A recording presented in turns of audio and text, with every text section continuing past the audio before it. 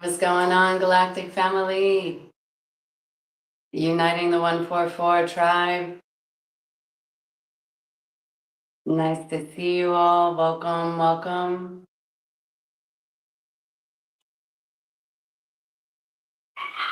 Today is in the Galactic kin,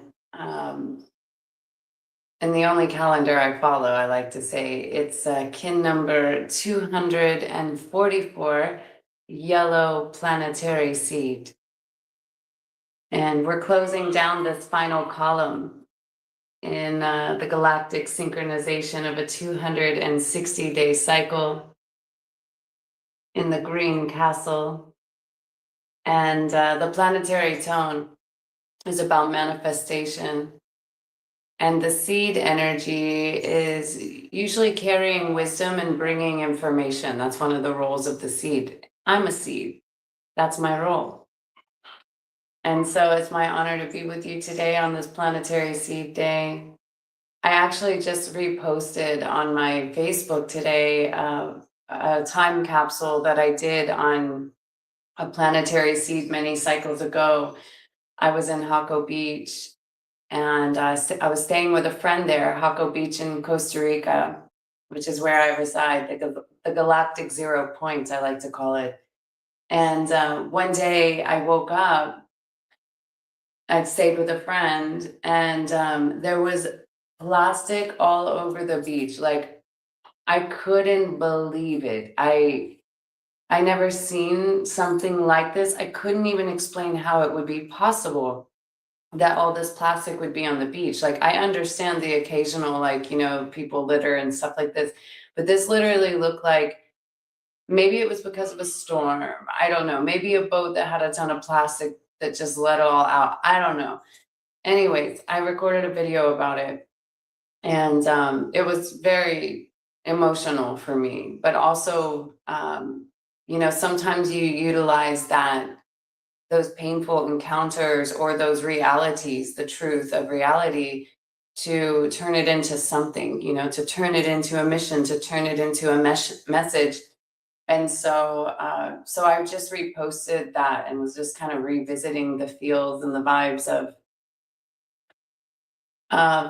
what it means to care, to care, to never stop caring about the mother, about the people, about the children, about the elders, about our planet, about the water, to never get too disconnected, to never get too machine, to never get too artificial, where you don't feel it, when something is happening to the mother.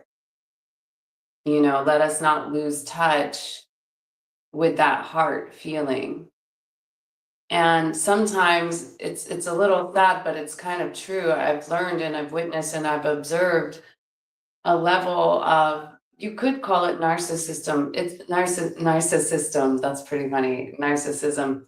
It's really just the idea of being disconnected from the heart. And I hold compassion for that space. And also, don't fall for it, Keep that heart open. Don't lose that feeling. I know there's a lot of numbness out there. And I know that we're all being called to return to the heart. And it's almost like a mystery. Like, how do you get back to the heart? How do you get back to the heart? How do you feel? How do you feel for yourself, for the planet, for the people? Just don't lose that heart connection.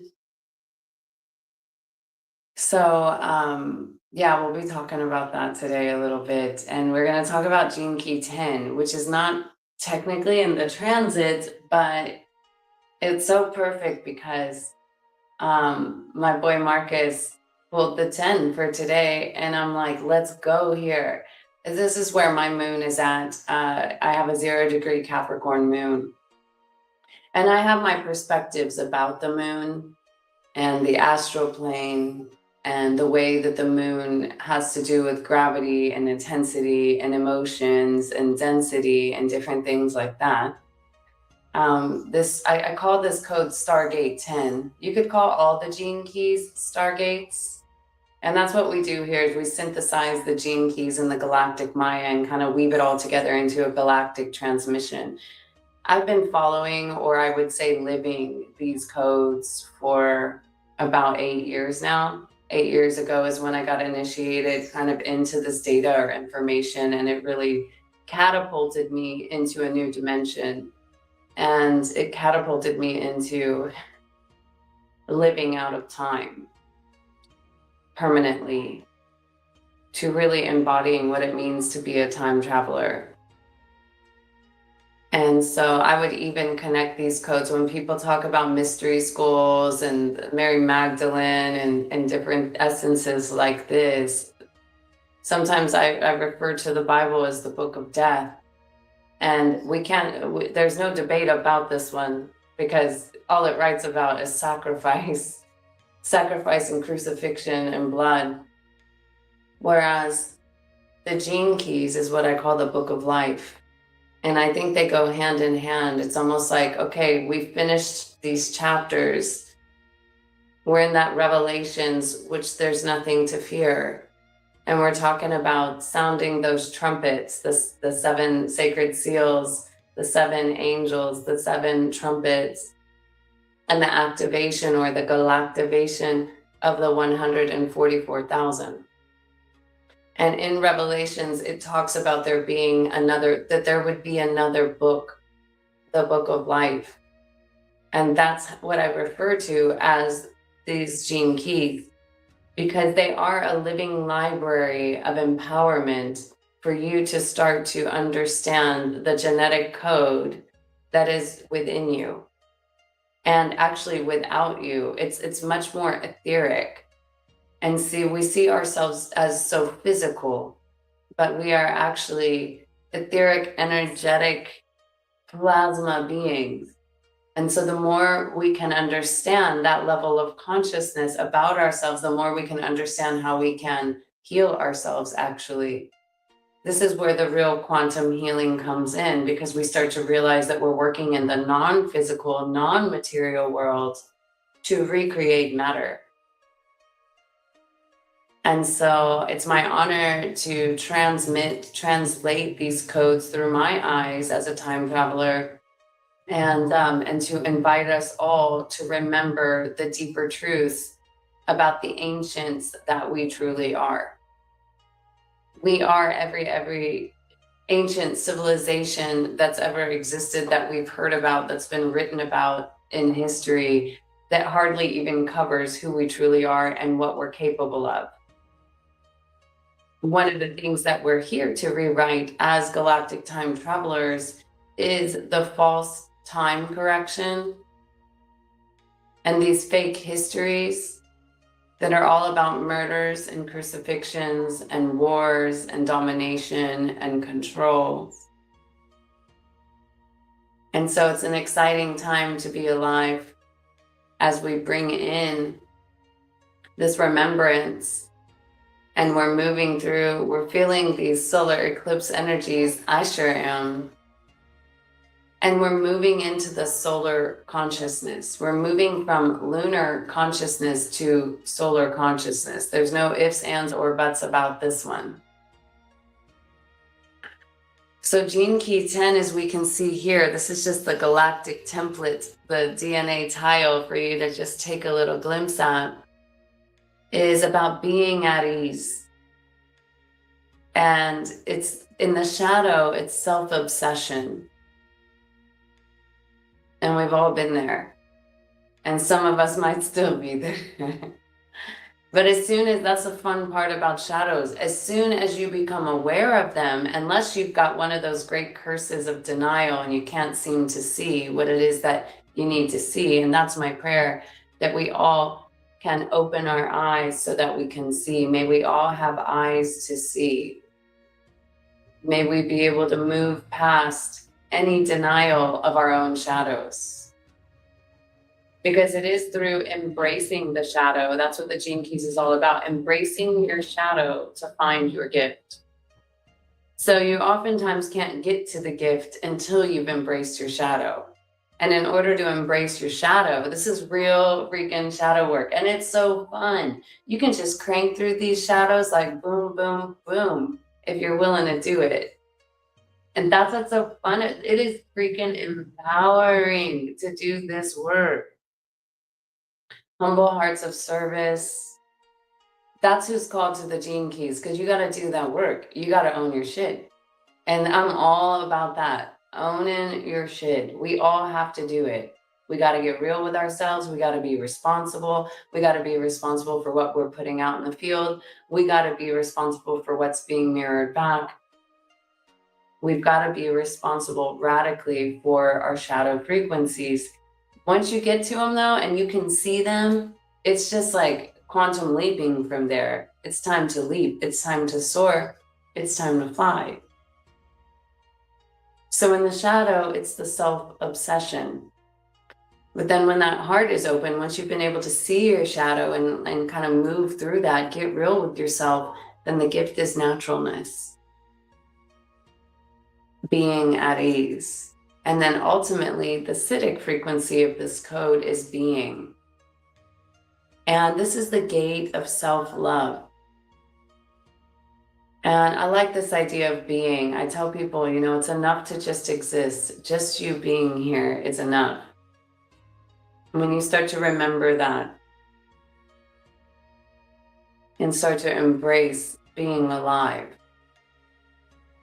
with no agenda, nothing to do, nothing to prove. You're just here. You're just here and you're alive. That's enough. Now you can start to appreciate yourself a little more, like, damn, I'm here. I'm here in a physical body. I came down here. And that's another premise in case we forgot. See, I really believe in the idea that we chose to come here. We chose our mother, we chose our father, we chose the very particular location on the grid. We chose our challenges.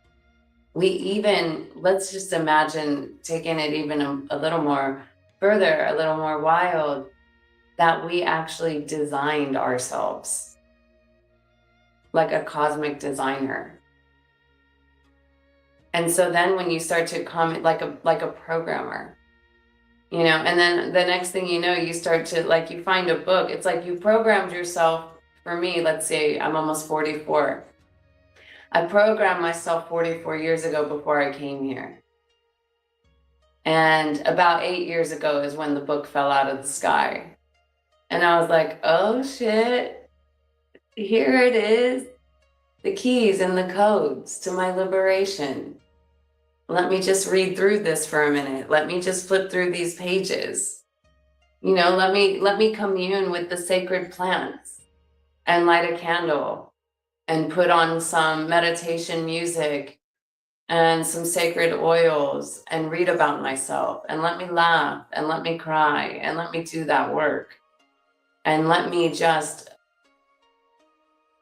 radically transmute and transfigure myself from the inside. That is the potential that these codes bring to anyone who's called. Now, I know we all have different roles. I was called to transfigure. It's one of my jobs. Transfiguration, resurrection, revelation. That's what I'm here for. And you're here for something too. And so I've been having some beautiful calls this week with people. Actually, I've been connecting all over the world. We've got Australia, Ireland, United States, beautiful soul sisters that have been reaching out. And actually, I met a soul brother this week as well. And there is nothing stopping this fire, this mother fire, from being galactivated. We came for this. We are code carriers. When we come into the field of another, we exchange those codes. We keep our hearts open. There's always an opportunity to learn from everyone. And so right now, what it's been feeling like over the last weeks for me has been like meeting my others, meeting soul family, meeting soul sisters, and reminding them, you know, of their galactic inheritance, you know, reminding them of the field that they came to carry on this earth, to honor them, to say, damn, thanks for being alive. Thanks for making it. Thanks for getting here. We didn't find each other by accident. I know the work I've done, so you must have done it too. And we're just recognizing each other in humility, because there's room for everybody at the table. We're moving beyond the healing phase in this journey. We're welcoming everyone home and congratulating them and empowering them for doing their own work, for doing their own healing. And so the Gene Keys can be a manual where, whether you listen to it, read it, contemplate it, unlock your codes, to start to really empower you to just work out those little kinks where they are, where the energy blockages are, where the limitations of the mind are.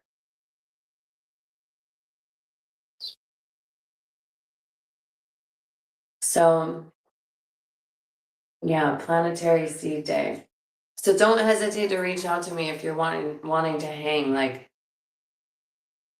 that is my favorite space, is getting to know the other galactic warriors, the other galactic mothers.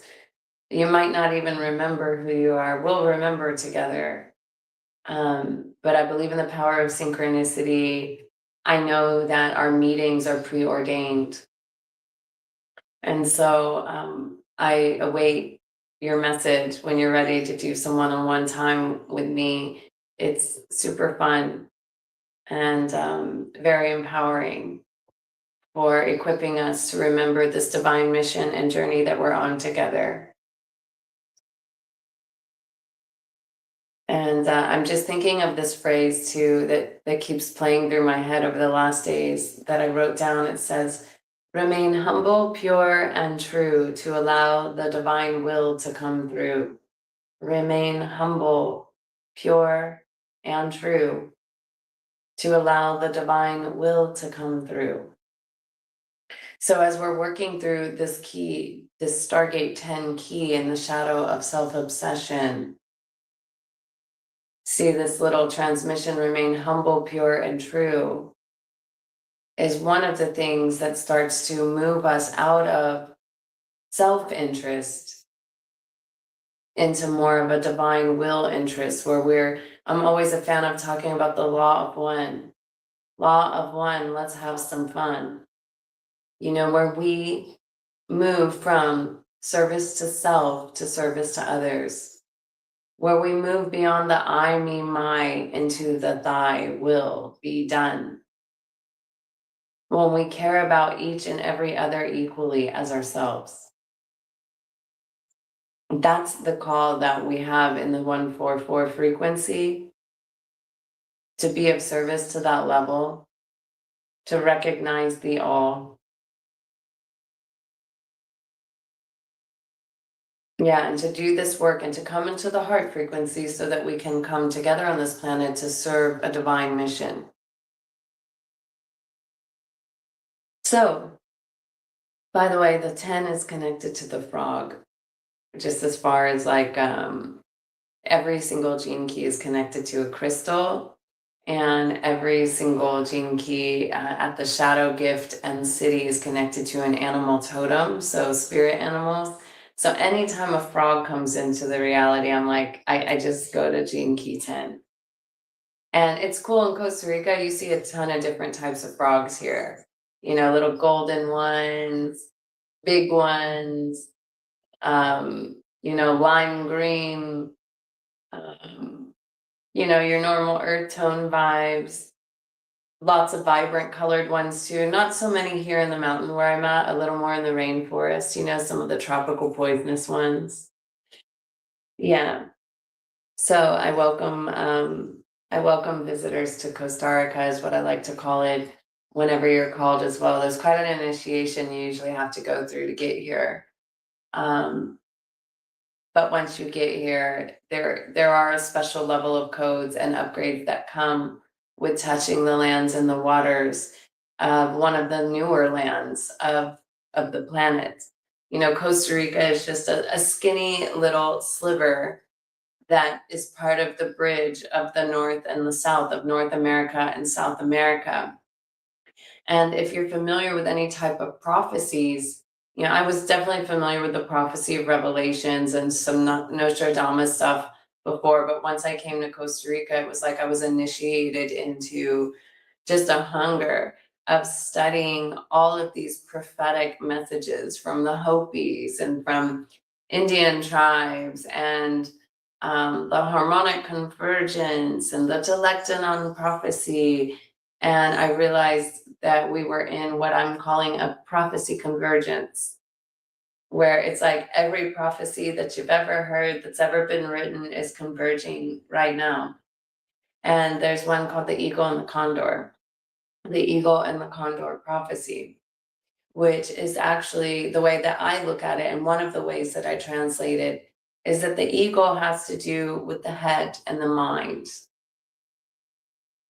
And actually in the galactic Maya right now, we're in the wave of the eagle.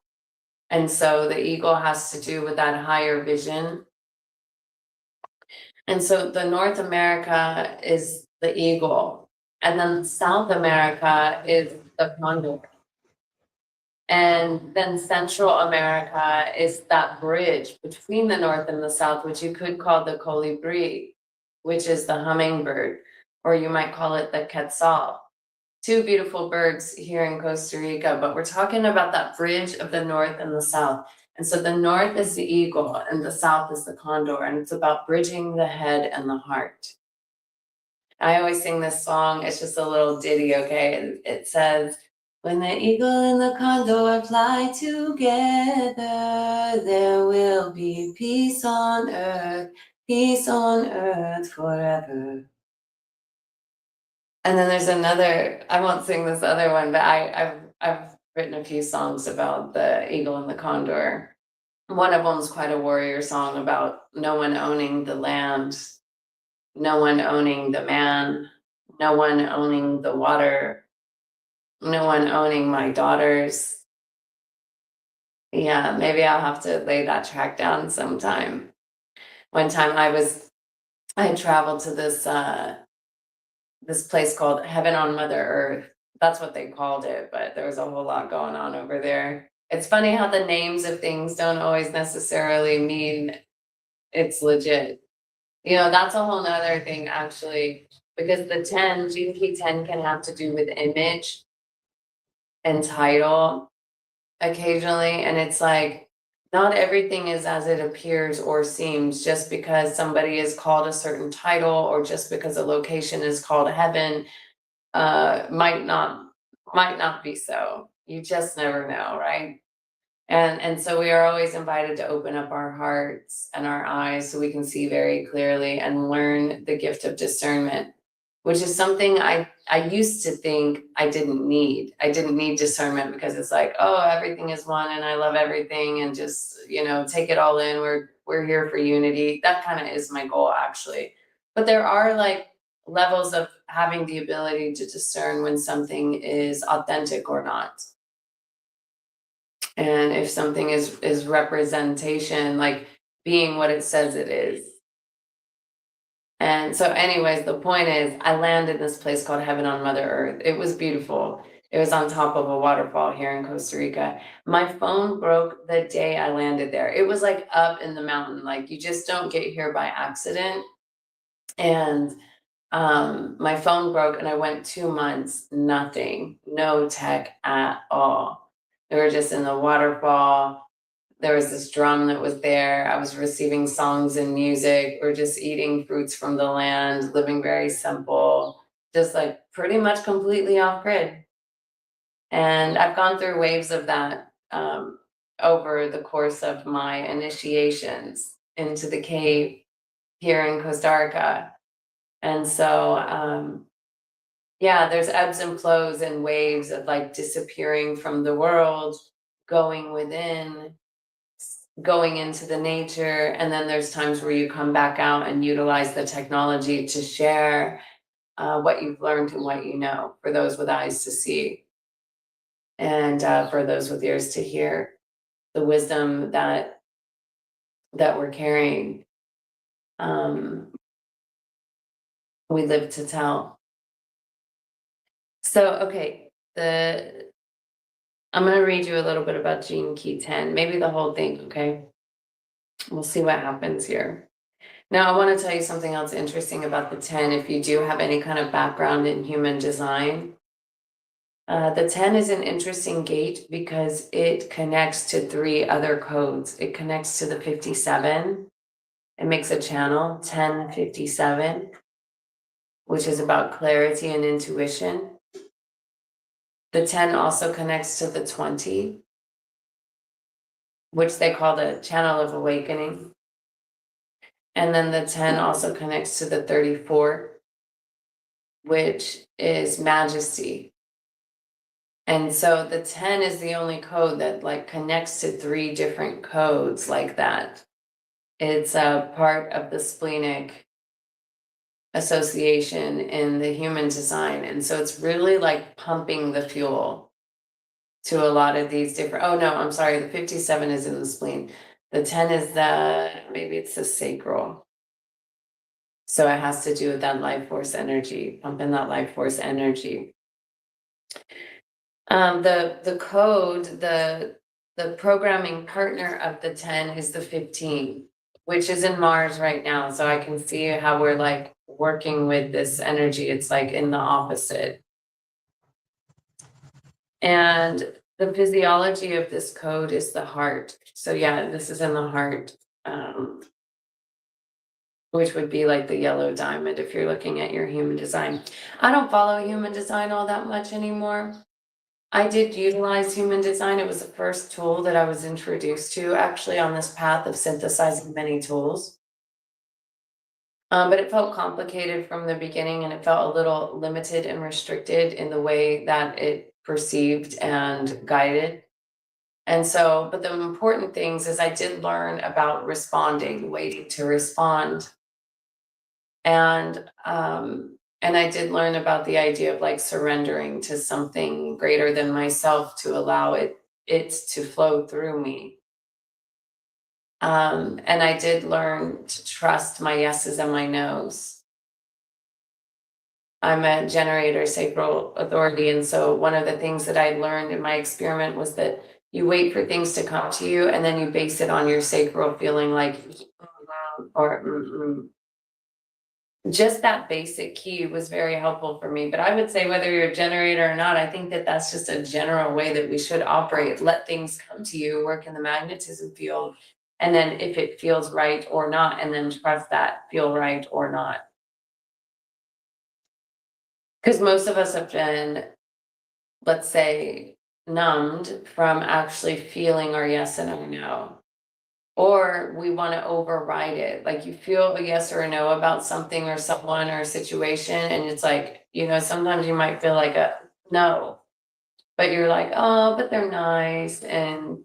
But I want to love everyone, or I want to please people, or whatever it is. And these are things where it's like, you've got to start listening to the force. And I saw someone post something the other day. It says, always trust your dog or your child. If they say they don't like someone, it's for a reason. That's a pretty interesting statement, because Presley is one of my daughters who also has her way about things. And then River is my other daughter who has told me very specific things about certain people, like no, nuh-uh. And even I have at times been like, oh, it's fine. I definitely don't think it was a safety thing, but also like, we've got some work to do here. We're going to get to know these people, whatever. But I need to listen. We need to listen to our dogs and our children. So, okay. So the physiology of the heart, it is actually your physical heart. And I feel like, isn't the 25 also the other code connected to the heart? Let me just double check here.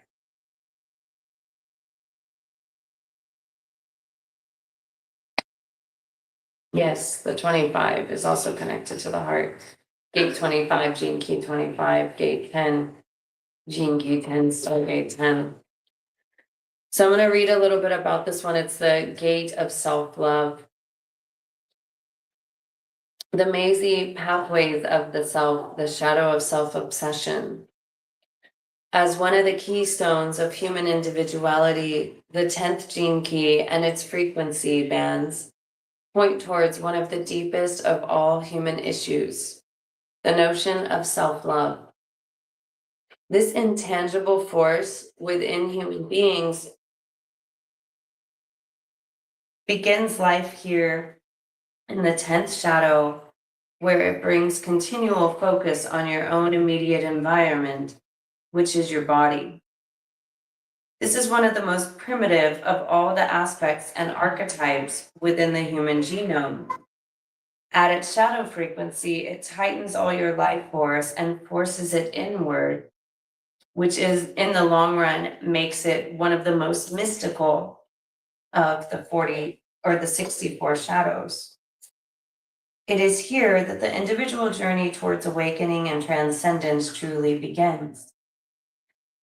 However, the genetic centripetal force excludes other beings from your immediate concern and attention.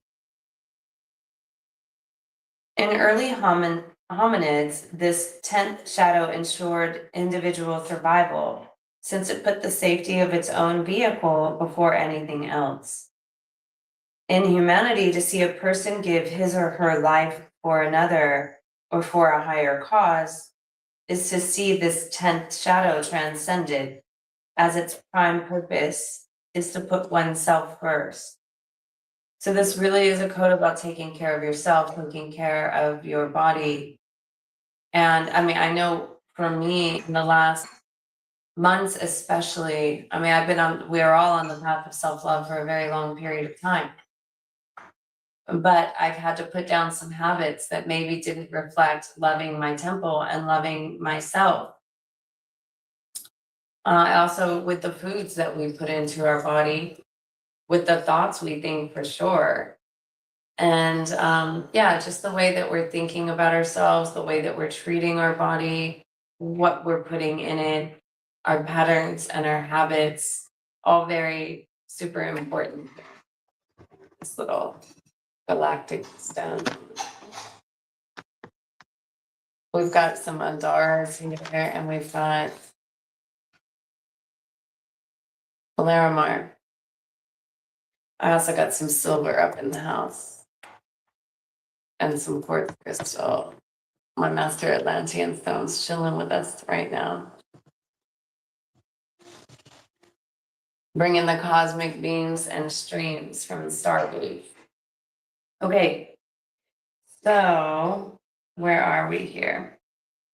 In our modern world, the 10th shadow still governs us on a collective level, even though it is showing signs of awakening today.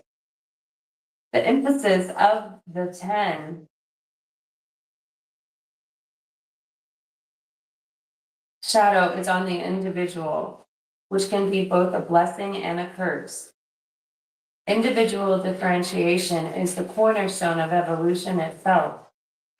If we humans do not discover our own identity and uniqueness, we cannot transcend it and move our society to a higher level. The blessing is that the more different we each allow ourselves to be, the more we operate as a unity. This is one of the most beautiful of all human paradoxes, that only through our very diversity can we arrive at our unity.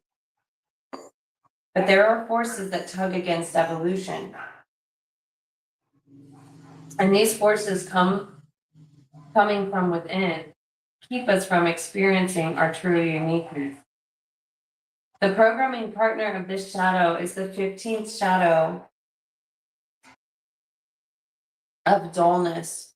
And since this 15th shadow conceals a fear of being different, it shuts you down at a collective level. The 15th shadow makes us into lemmings that follow the crowd, thus allowing our uniqueness to be overridden.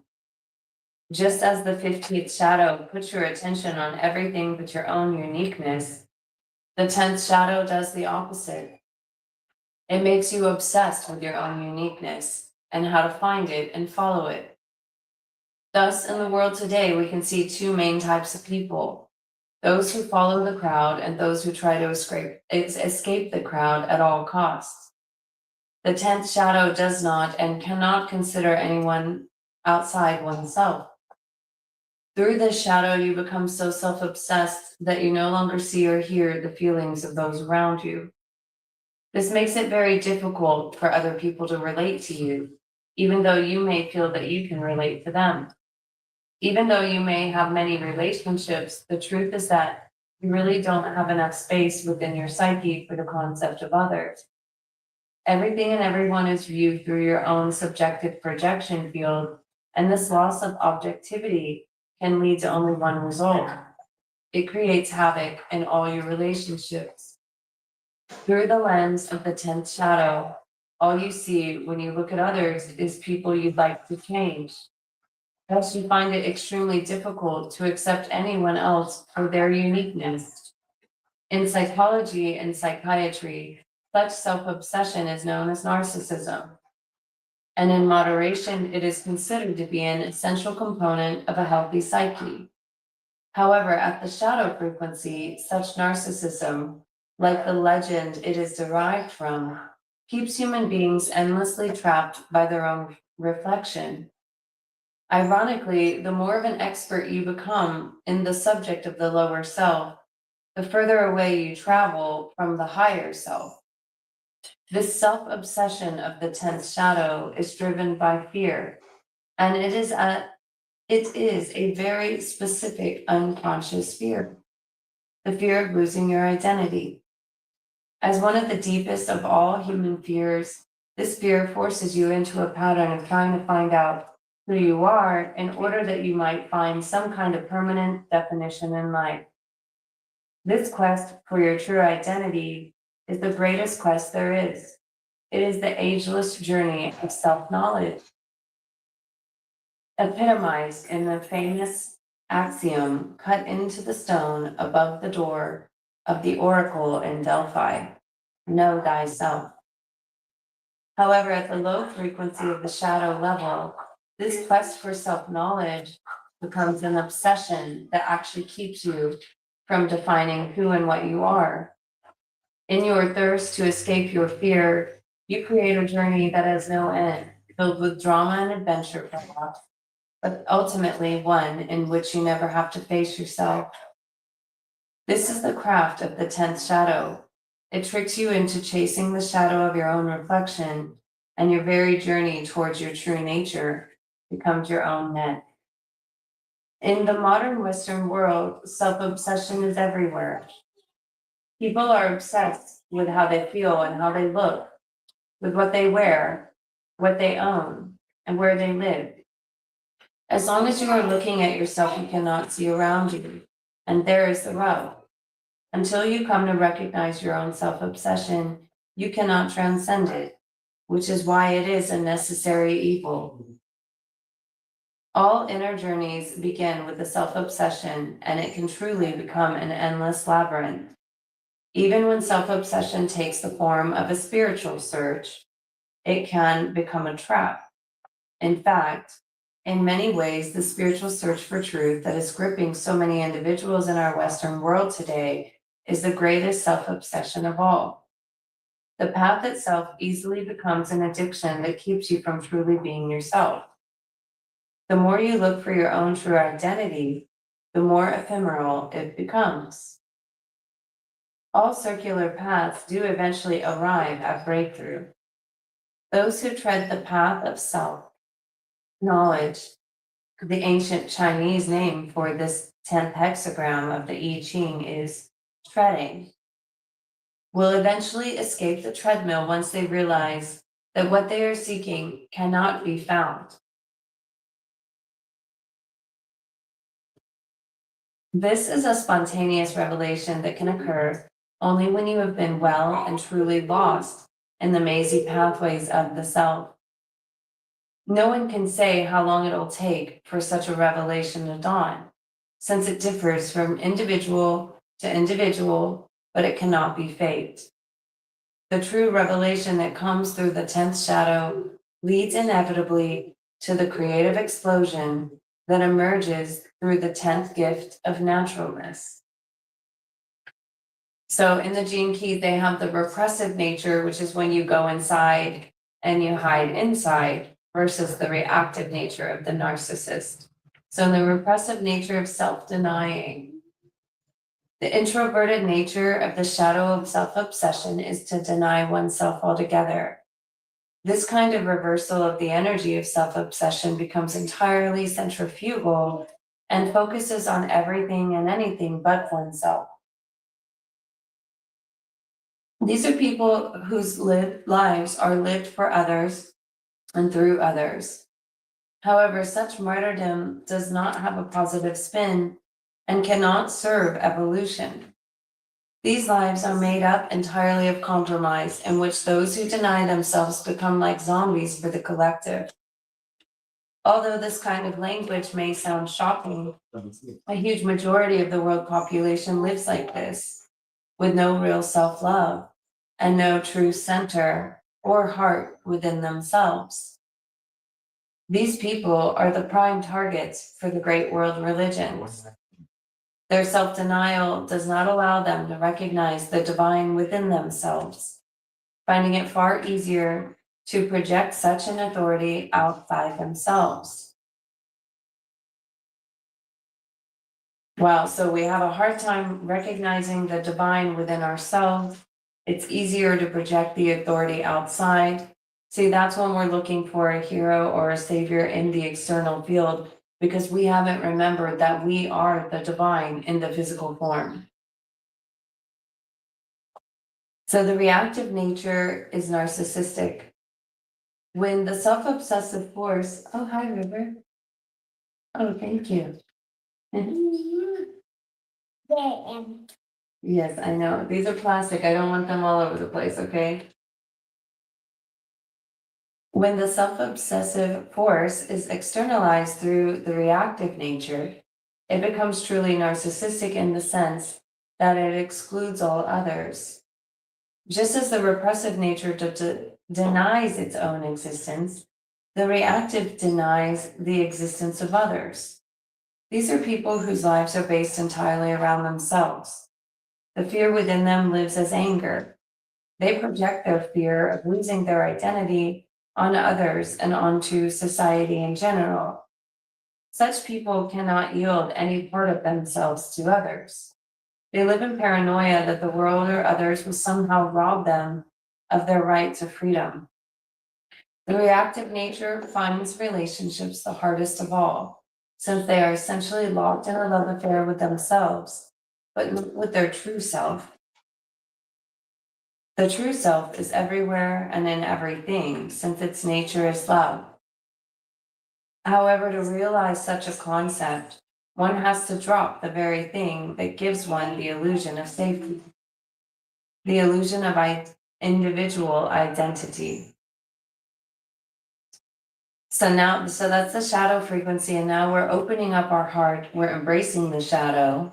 It's through embracing the shadow we find the gift, and that's the 10th gift of naturalness, living your own myth. The gift of naturalness is a gift that waits within every single human being. It is the center of your being, and only through the center can you express your own creative uniqueness. The life of every individual human being is a journey through the frequencies of this 10th gene key. To be natural means to be yourself. We are all trying to be who we are, but many of us have been conditioned to be other than who we are. It has been this way throughout our history, ever since we began to develop the complex neocortex. The moment the mind was equipped to reflect on itself, the primal question, who am I, was born. Prior to this question, human beings did live in the state of naturalness, but only in the sense that they were more a part of the animal kingdom and had not yet fully developed into Homo sapiens. Even so, it is still interesting how much we can learn about this 10th gift through the animal kingdom, whose normal state is naturalness. The human journey, of course, is unique and is obviously different from that of the animals. We have to solve the conundrum of having a mind that can look at itself. The primal question, who am I, has to be answered before the gift of naturalness can once again be realized. There are so many paradoxes in this 10th gift, the main one being that you cannot be who you are as long as you think you are someone. But you still have to set off and search for this someone in order to realize they don't exist. There's much tension inherent in this simple little question, who am I? And it is the releasing of this tension around your identity that is the essence of the 10th gift. The 10th gift of naturalness can dawn only when self-obsession exhausts itself. The first great revelation that comes from the journey into your own unique nature is that you cannot be defined by any kind of label. Once you understand that you are neither your name nor your actions, feelings, thoughts, or beliefs, you realize that human nature is something far greater and wider than you ever expected. You know, I remember when I started following, nice to see you, Cheryl, and the Dragonflies Ranch. We still got to do that call sometime. Um, Wayne Dyer was a big part of my awakening, and I remember him saying, you know, you are not the things you have. You're not who you think you are. You're not your identity. You're not your name. You're not your title. And I remember that hitting me so hard. This was probably maybe like 12 years ago. And I was like, oh my God, if I am not the things I have, if I'm not the job I have, if I'm not my name, my title, what I look like who am I? And that was a part of an initiation on my path of really starting to look at life differently and to realize that I wasn't the identity that I'd built for myself.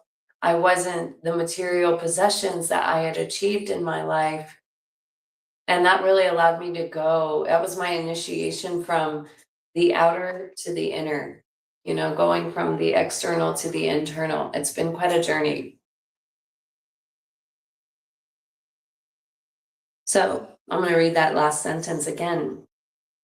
Once you understand that you're neither your name nor your actions, feelings, thoughts, or beliefs, you realize that human nature is something far greater and wider than you ever suspected.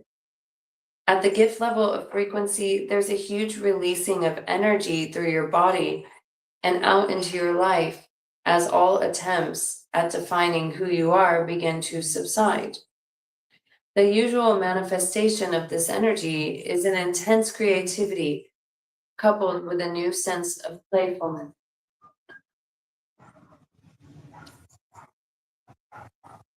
Thank you.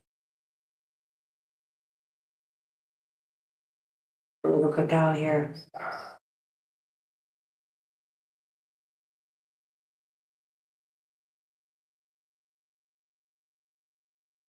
Okay.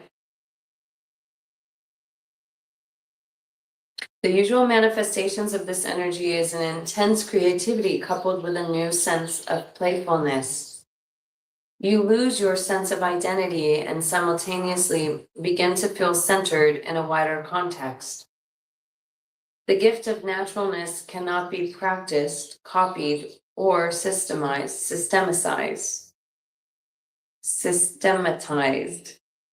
The gift of naturalness cannot be practiced, copied, or systematized. That is so true.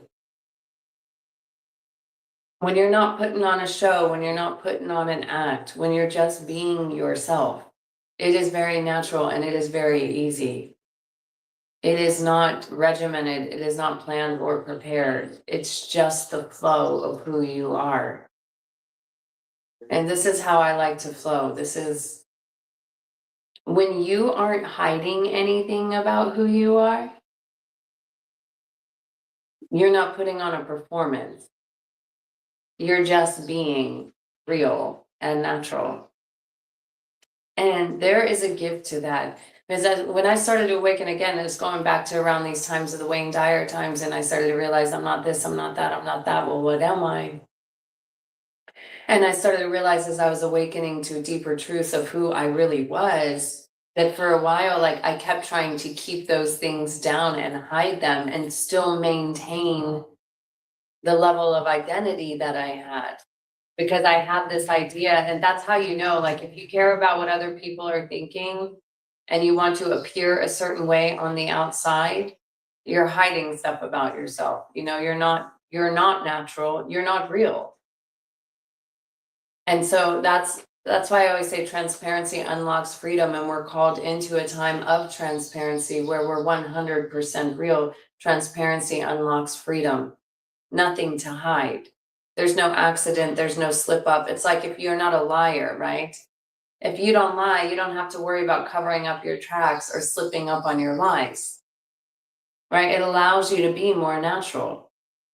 So we're really being called to not maintain or keep pieces and parts of us that are no longer who we actually are. And so a lot of this 10 is all about this self-image type of stuff too, right? So, and I can see it from a mile away. I can see it and I can feel it when someone's rolling up and they're wanting to appear a little differently than they actually are. And this also comes into discernment that we were talking about a little bit earlier, which is and gate 13 and discrimination gate 12. You know, you can smell it from a mile away. And that, you know, the 10 is connected to the 57, which is intuition and clarity. So feel that, you know, when you start to recognize that in another, we're owning this shit for ourselves, right? Like that's the first step, but also starting to recognize where someone is not being real themselves. The more natural somebody is, the more real they are. There's no doubt about it, because they're not covering up anything. They're not putting on a show. They're not trying to pretend. They're not keeping anything hidden. And I just really like that. I just really like some authenticity. Really. And I would invite all of us, this is a very important conversation, to hold ourselves accountable to being real, to shaving off the lies, to not trying to uphold some kind of like image or view or appearance of being something that you actually are not. How I am and what I talk about in my mind is what I talk about outside of my mind. What I think and I feel and I believe and I live within my home is also what I think, feel, believe, and express publicly. There's nothing hidden. If you have some things about you that you don't want other people to know about you, that's where to start. That's where you're living a lie. And what I've actually learned is that it's even better if, like, I have a judgment. Sometimes I'm going to be so transparent right now. Sometimes I get a little upset. Sometimes I still have a little temper. Sometimes I like to be like I'm all enlightened and shit and I got it all figured out and I can hold that Buddha and that peace, which I'm pretty good at doing. I'm not gonna lie, I am good at it. But sometimes I lose that shit. Sometimes I have to, I lash out. I'm not proud of it. I'm not proud of it. I'm not happy about it. But I can be real about it. And what I'm learning is the more real I can be about that and not be acting like my shit don't stink. Because sometimes we can try to be like, oh, I'm so perfect. I'm so perfect. I'm so enlightened. I'm so this. I'm so that. And then, yeah, I see it out there. I feel it out there. I don't want to be that. I don't want to be that. So let me tell you my shadows. Let me be real with you about them. So I'm not hiding anything. So there's no surprises, you know?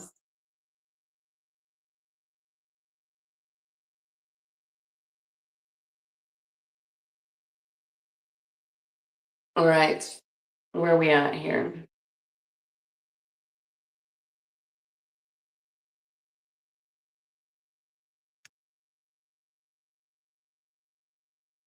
The usual manifestations of this energy is an intense creativity coupled with a new sense of playfulness. You lose your sense of identity and simultaneously begin to feel centered in a wider context. The gift of naturalness cannot be practiced, copied, or systematized. I got it right on the third one. It can only emerge through a rising sense of inner freedom and spaciousness. This sense of increasing ease and relaxedness in your life tends to follow an age-old archetypal sequence that appears to be universal.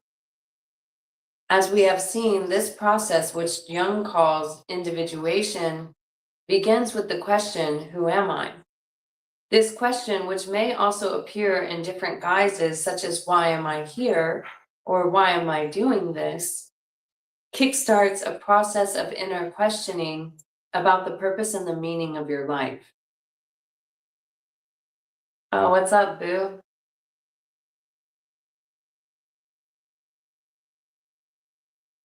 Nice to see you, my sister.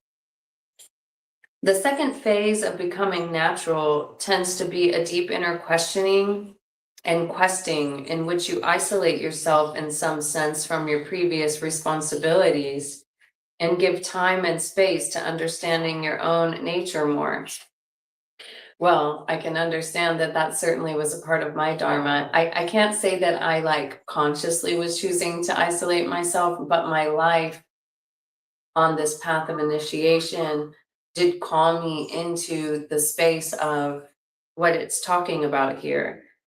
Isolating yourself from your previous responsibilities, literally. I sell all my things, I moved to Costa Rica. The next thing you know, my family moves back to the United States.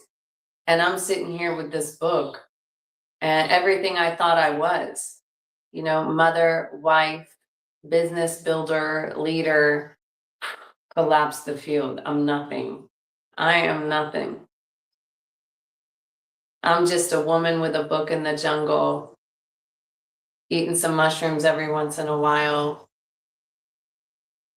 doing that inner work. And I'm so grateful for the path I was called into because it's very tricky out there. There's a lot of teachers, there's a lot of healers, there's a lot of shamans, there's a lot of people in positions that I'm not saying there can't be some helpful things in those outer realms, but I just had to go into my cave. I just had to go in there and do it all on my own. And I really encourage that type of work for all of us. Honestly, it doesn't matter if you have this code or not, like that is where you win.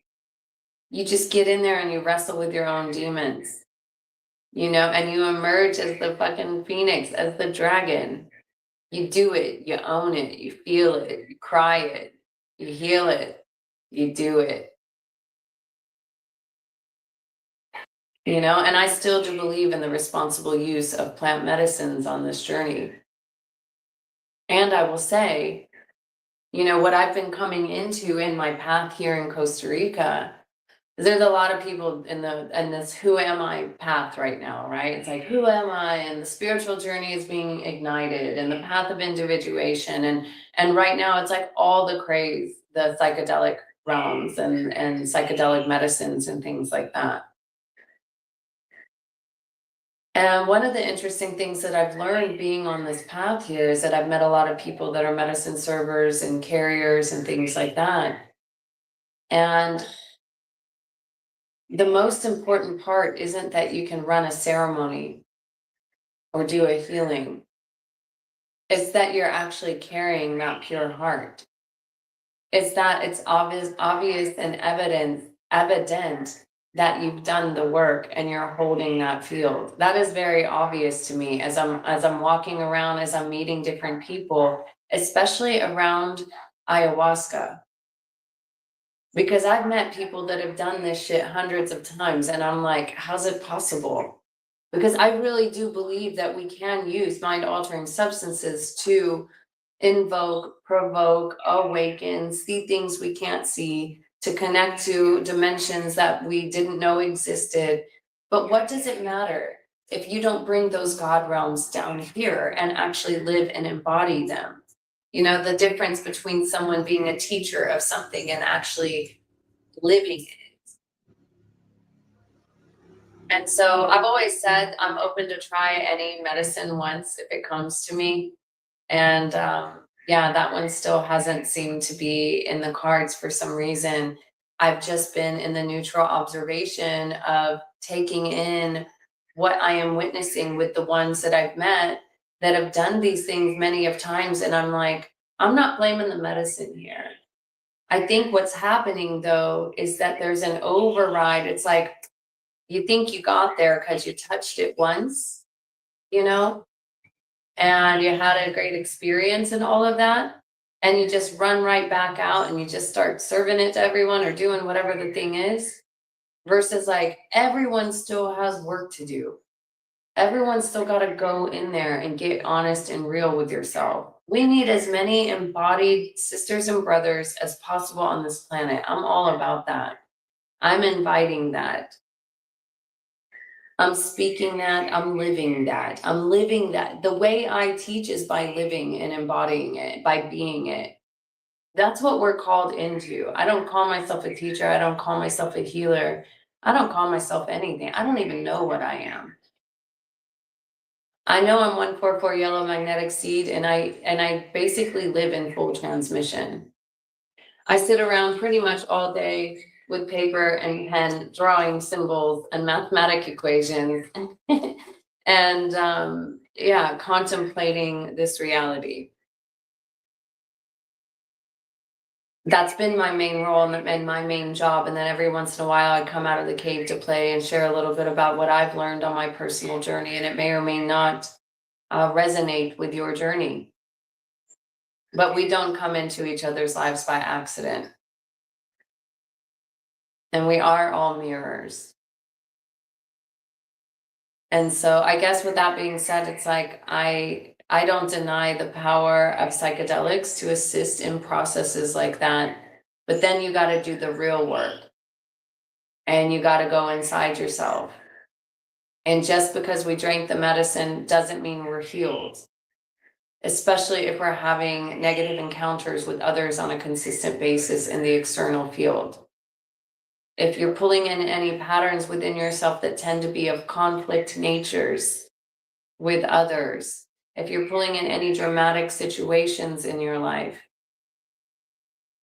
start to recognize those patterns and ask yourself, how am I the architect of that? What is it that I need to see here? What is it that I need to purify here? What is it that I've got to get real about and get responsible within myself about, that I'm architecting and creating this reality and these encounters? So I do believe in the power of plants and medicines in the right settings. And I would encourage you all. I did all of mine on my own. I've never had a shaman. I've never had a healer. I've never actually been to a plant medicine ceremony. Somehow the right tools and resources would land in my field, and I would sit with myself. I would sit with myself, I would observe, and I would witness myself. And then if other people came into my field and I happened to have a little something, I would say, hey, would you like to sit with me in this space? And they would say yes or no, mostly yes. And all we did was connect and commune in that space and get real and raw and talk with each other. And that's the way I like to work with medicine. I don't put myself in a healer position. I like to get to know someone on the deep nitty gritty. And medicine does help that because it can drop the walls. You know, anything that's hiding, that is what I love about medicine. It drops the walls and it drops the edges and it softens things and it opens the heart and it opens the eyes. And it can really open up that level of depth of connection and communion that really we're all missing. And I wish we could all just do it without drugs, but so far, I mean, a lot of people got some junk in the trunk and it's just a little clogged up in there. And every once in a while, you got to break things down, you know? There's a lot of guarding around the heart and a lot of limitation in the mind, a lot of rigidness, and that's where I believe the power of plants and psychedelics can really come in and start to really open up deep connection and communion between one another. So I know other people that have worked in the medicine field where it's more ceremonial and there's a lot of music in it and there's a lot of ritual, and I'm not saying that those aren't necessary and beautiful as well. Um, but the space I like to play is when we're just sitting with each other, getting real and raw, being natural, just being with each other. And so I guess I'm just seeing how this 10 gate kind of connects with that a little bit, and maybe my method, if you would say, if I have one, of just sitting and being with people and trusting what arises. Whereas I know people have worked with like in medicine where you're like laying down and you've got covers on your eyes and headphones on your ears. And I'm like, no, man, I want to see and feel and hear. I want my senses to be out here. I want to connect with humans in a way that for some reason we haven't been able to connect. I'm an open book and I'm a very kind and approachable, real person. There's no awkwardness or judgment. I see everyone as my equal. I know everyone that comes into my field is a direct encounter with myself. And I just sit in authenticity in that field. And my invitation is that we all do the thing. There's beautiful things happen in that authentic field. And so we're all just walking each other home. This is all just a process of our awakening and refining ourselves into the diamonds that we truly are. And really letting go of the edges of personal importance. That's always a big one, personal importance. See, that's the other egoic thing that I've noticed in the shamanic realms and shamanic communities and people serving medicine when, they're the one. They're the one, they're the only one, they're the special one. And it puts them in a position to be worshipped by those that are willing to do so. And I'm surprised that still exists out there because I believe in such equal fields. I bow to no one. And but I can see that sometimes people get a little caught in the egoic play of being a character, where everyone is serving or bowing down to, oh, you're this or you're that. We're all equals here. This is really my invitation to anyone that is in the medicine healing space, that we really are approachable. And it doesn't mean that we might not hold a particular gift, ability, knowledge, but that we understand that everyone else holds those abilities and knowledge as well. Because everybody's special, because everyone's the one. And that is special. And I've been in those fields where somebody thinks they're the one and no one else is the one. And that does not feel good for anyone. And that's the sad thing I've recognized in what is so called spiritual community. That's not community at all. It's just like the pastor of a church. Like I'm talking in the medicine shaman space, in the spiritual space, because I'm more in that space now. But I recognize this when you go to the church and it's like, oh, like the pastor of the church can do no wrong, like that. And he's probably like smuggling money and has little children prostitutes on the weekends. Like, I don't want to generalize, but I'm just saying like all of these hidden shadows, but it's like, oh, he's the Pope. Oh, he's the president. Oh, he's the father of the church. Oh, he's the shaman. Yeah, they're usually the predators. So this is like just getting real with ourselves about collapsing all images. And all of this is just a friendly invitation that we all come into balance and equality with each other, approachability, that we can see the divine in the other. that we're never too proud to say. I keep thinking of that song Outcast. I know you like to think your shit don't stink. Well, I know you like to think your shit don't stink, but lean a little closer. Yeah.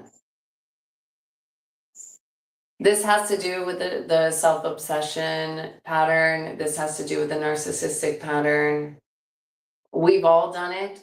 We've all held it. And the invitation is get out of your specialness. We're all special. Let's come to fucking together. Let's all be special together. You know? It's a deep invitation. I met this dude one time. He told me he'd taken ayahuasca 100 times. And he was such a dick. I'm not going to lie one bit. Oh my God. I met him at that place called Heaven on Mother Earth. Once again, just because it's named Heaven on Mother Earth does not mean it's heaven. Bunch of bogus shit going down in a lot of these retreat centers and spiritual communities. Anyways, he told me he'd taken ayahuasca over 100 times. And I was like, oh, really? I was like, what the fuck did the grandmother tell you then?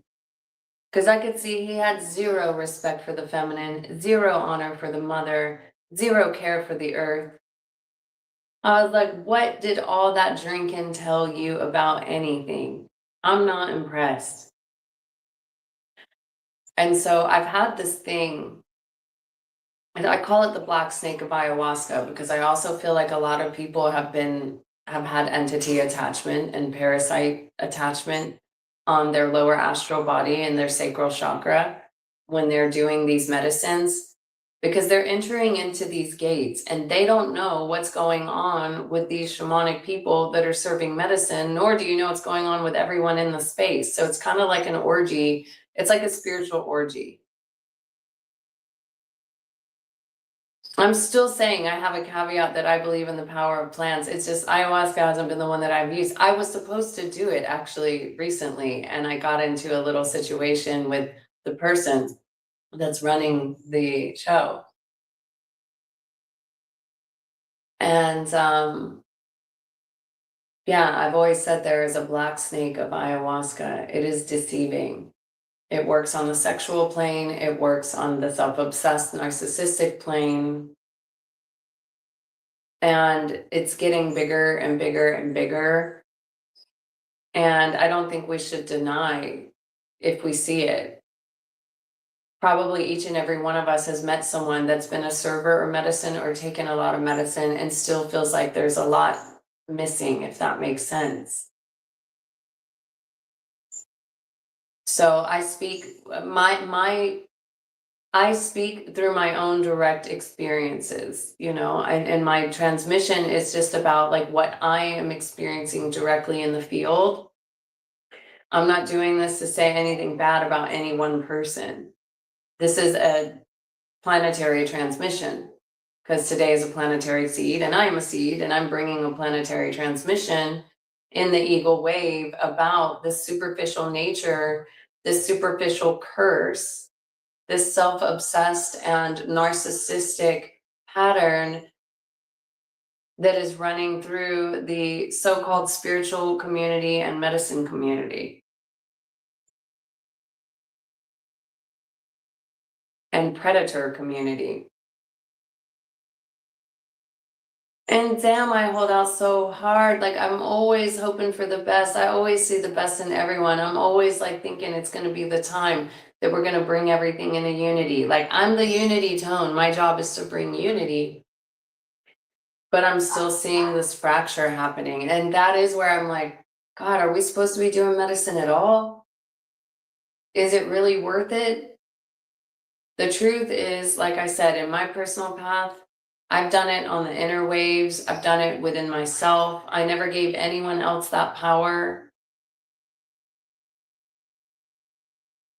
I mean, I would still seriously recommend we should trust ourselves a little more. There's nothing wrong with having a little mushrooms and studying yourself by yourself. You don't need anybody to guide you through that. You can trust yourself. It's not as dangerous, as scary as you might think.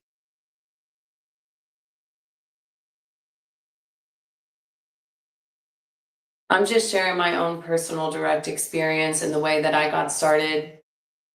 It was like I was meant to go completely into the cave, completely isolated, to experiment with my own self, with my own consciousness,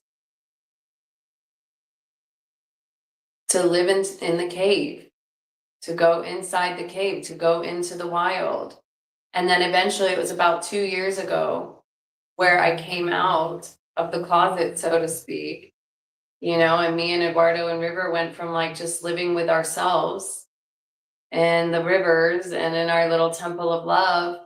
And the next thing you know, we're being catapulted into a spiritual community and retreat spaces and cults, basically medicine cults, sex cults, religious cults, money cults. I was like, holy shit, what's going on our planet right now? I'm all like, peace and love, heaven on earth, heaven is at hand. We are here, we're the way, we're the truth, we're the light, we're ascended, bringing the heavens down. And then I get out there and I'm like, oh shit, we got work to do. There's a black snake going through here. Purification, purify your heart, purify your mind, purify your soul, purify your body. Open your eyes. Have discernment. Don't give your power away. And then I'd had 2 other people come to me that grew up in Canada, and they'd had some experiences waking up with ayahuasca, and they were very powerful experiences, and they opened them up, but then eventually they started to realize they were young. And so they started to realize what was really going on with the handler, with the authority in the top, having someone serve them in the bottom, like the disconnect. Because the true, real shaman is the one that's done their own inner work to fully heal themselves and is empowering everyone to heal themselves. Because that is the only way. That is the Christ. He did not heal. He reminded them they could do it. That's the difference. I used to have this book called The Messengers. It was like a channeled book of all of these original Christ like events and teachings. And it was about that. Get up and walk. Get up and heal. Heal your trauma. Heal your mental problems. Extract the demons in your mind. They keep telling you this or that. Identify what is not you and turn away from that. Fast. Fasting and prayer. See, fasting isn't something anyone else can do for you. And that's the real deal, holy field. Fasting is an answer so hard. I think that's another reason why I live in such simplicity. I don't have anything to market about myself. I'm just here to live and be it. But at the same time, my perspectives are very true, honest. I have zero ulterior motives, and I probably could have a helpful perspective from you. We would likely have a very powerful encounter if we sat in the medicine space together or did a call together. But I don't put myself in a position higher than anyone else. Because we're talking about uniting the 144 tribe. And there are many light warriors that are here to come together with our gifts, knowledge, and skill. And in order for a tribe to operate at a number like that scale, which is planetary and telepathic and not necessarily a representation of a physical in person, although it'd be pretty cool to have 144,000 gang stars together. We've got to be able to come into the field as equals with humble hearts.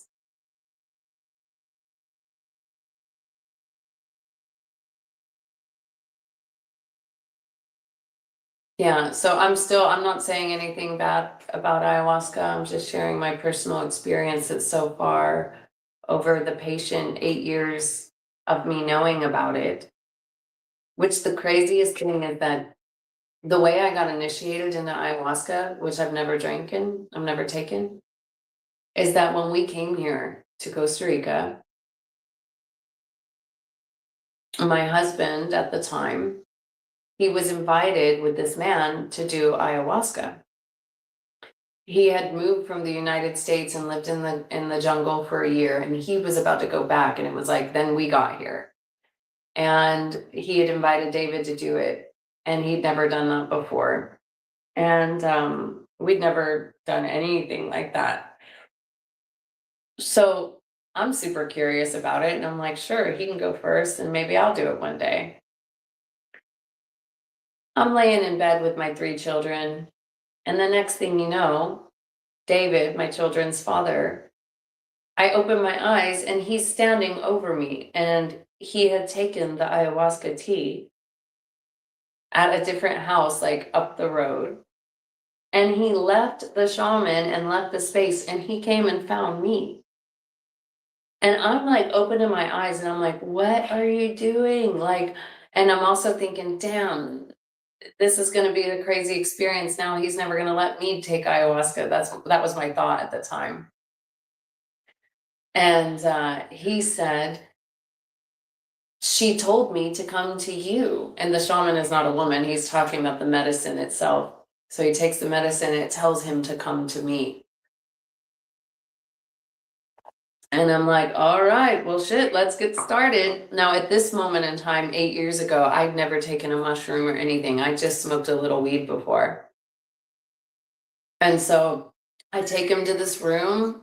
It's like someone else served him the medicine, and then it's go time. It's my turn, you know? So I go and I get him laid down comfortable, and I just sit with him, you know, and I let him tell me everything that he needs to tell me. And I get to observe and I get to witness and hold that space and just be there for that inner transformation for him. And I always said that if and when I was meant to do it, that it would come to me and it would be easy. And I've encountered a few people that serve it, you know, in my closer circles, where I was like, hey, I'd love to do this with you, but in less of a ritual type of setting, you know, where we just have the medicine and see what happens. Because there's some other questions. I didn't know I was going to get on this ayahuasca topic, but I'm on this ayahuasca topic now. And I would love to know if you've taken it, what it was like for you, your experiences. Are you seeing the darkness in the field? Do you see the predator stuff in the field? Did it awaken you? You know, what are you witnessing? What did you feel? What are your personal experiences? But I even question the history of it.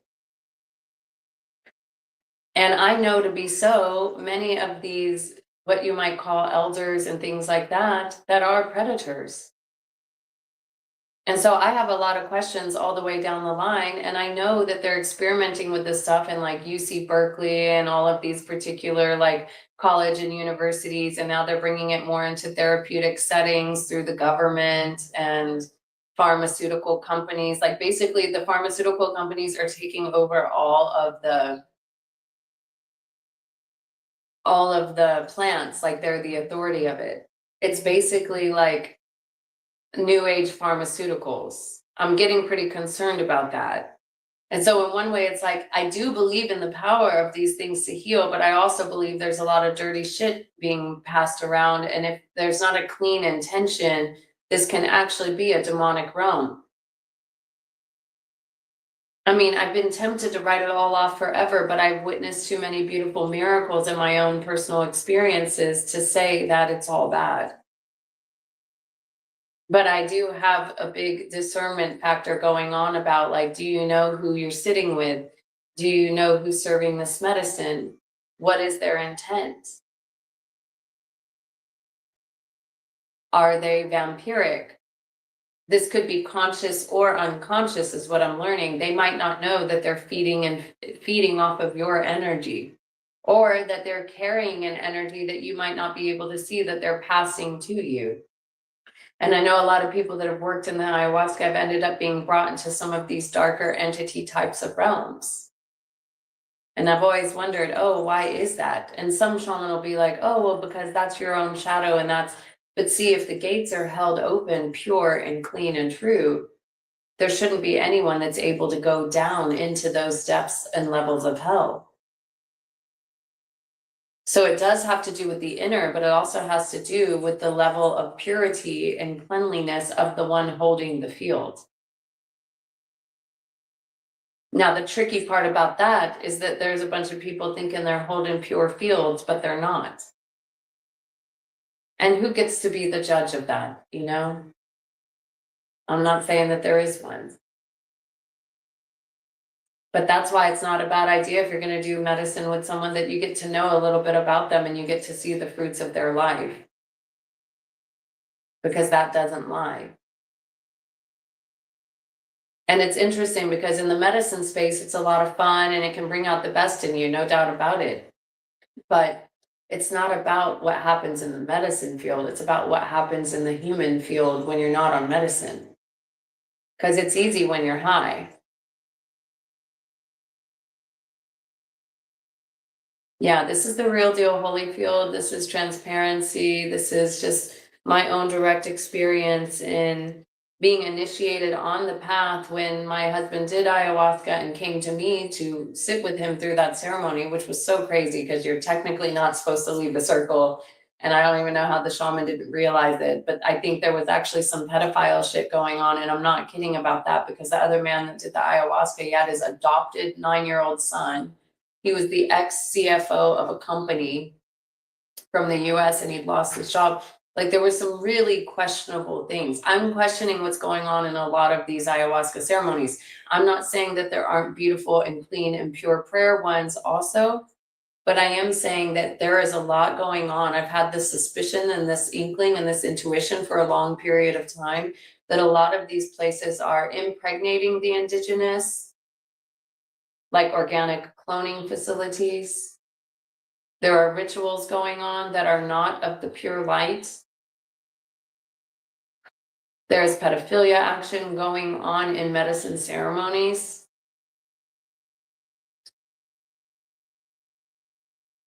A lot of these global elites are running in some of these crowds. This is the truth, and this is not easy information to bring to the forefront. This whole idea like, oh, I got initiated through my shaman from this or that lineage, and he lives in the forest. He could be working for the government.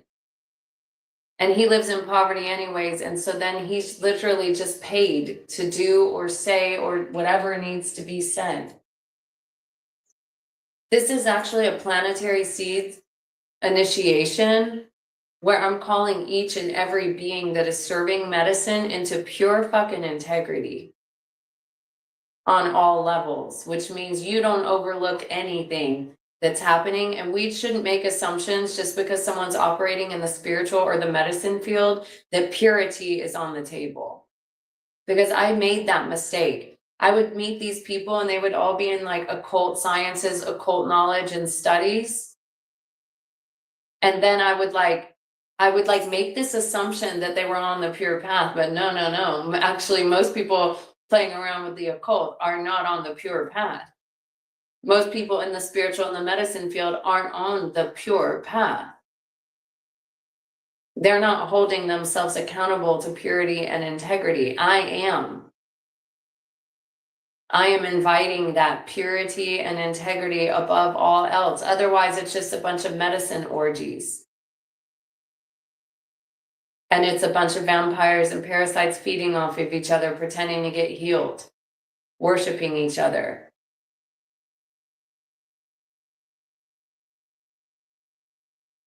So here I sit on the fence still because I believe in the power of plants and psychedelics, and I am fascinated. Maybe it's my own shadow that I'm so fascinated by the psyche, by psychology, by mental health. I truly, truly want to see the end of this mental health struggles, mental pains. I truly want to see the end of that. I do believe a lot of it has to do with entity, possession, parasite, possession, etheric implants and physical implants that are coming through the AI technologies.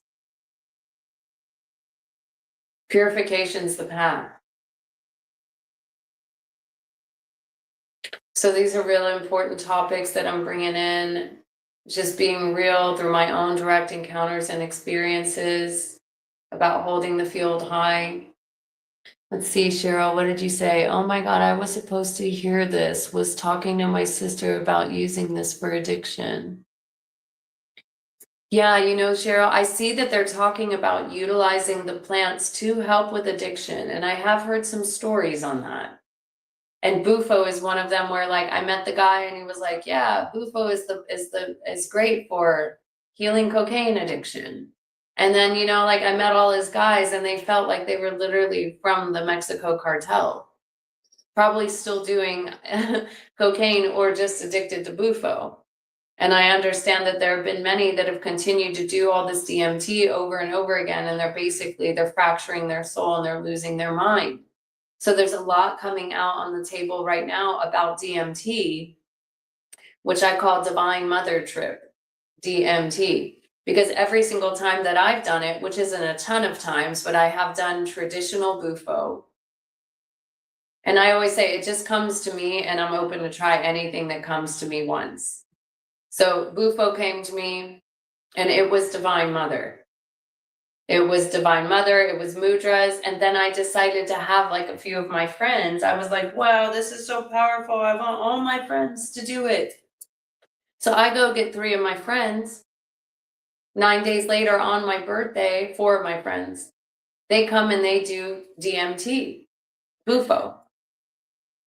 Me and Eduardo get to hold the space. They do each and every one of them separate.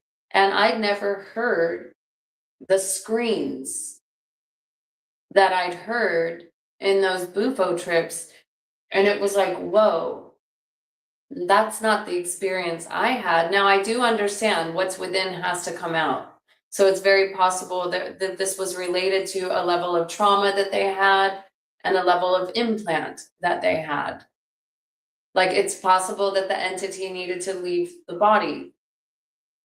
And entities are why addiction exists. And one of my favorite substances to work with is MDMA, which is usually, like that. So I'm like, wow, people with addiction, you can't just go in and give them drugs, but then at the same time, they've already done it before. It's like, what needs to happen is we need to be able to identify and see the implants that are in the mental space and that are in the sacral chakra that are usually rooted in fracturing of the soul, sexual trauma. They're demons. Period. Like alcoholism, all of that, that's a demon. Addiction to food and sugar, addiction to medicine, addiction to tobacco, addiction to sex, they're demons in human bodies.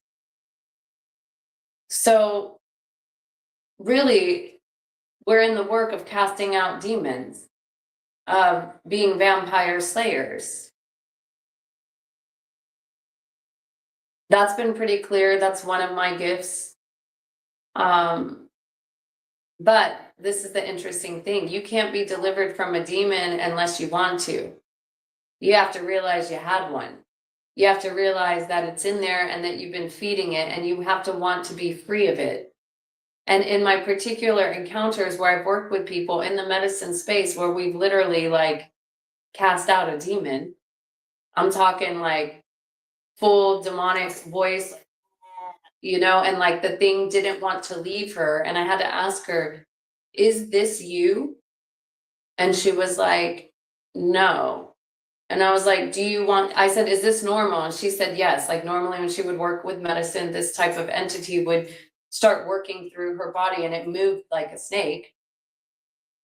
And then I was like, is this you? She said, no. I was like, do you want to keep this? And she said, no. And then that's when I knew, all right, it's fucking go time. It's time to slay this demon. And it did not want to let go. It was like a birth process. It literally was like a birth process, but a death process at the same time. But I told her, River, it's a little dangerous for you to be climbing up there. What are you looking for? But I told her, I was like, we have extracted this demon, but if you there is a hole there that needs to heal. And if you keep filling it, then it will return.